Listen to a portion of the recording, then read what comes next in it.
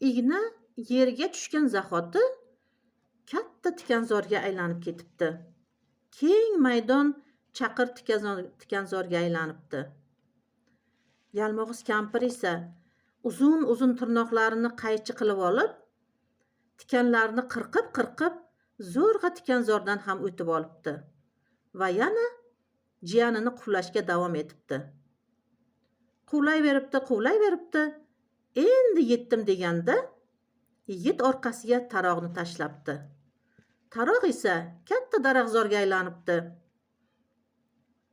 Shunda Yalmog'iz kampir singlisi yashirin ravishda uning sehri jodi kitobini o'qib o'rganib olganini tushunibdi.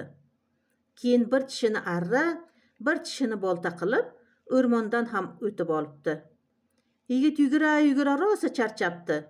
Endi o'tirib bir oz dam olay deb turganda qarasa Yalmog'iz xolasi yana yaqinlashib qolgan emish. Yigit darhol cho'ntagidan oyna olib xolasi tomon uloqtirgan ekan, oyna katta daryoga aylanibdi.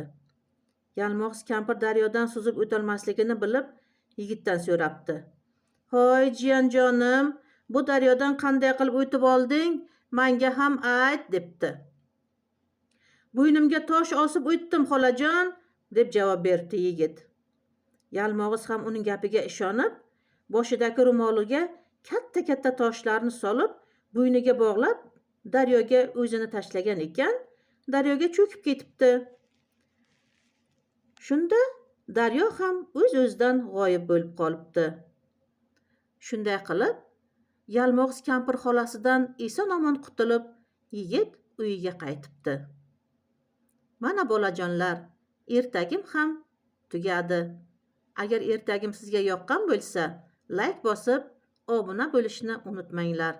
Hali ko'p ertaklarim oldinda.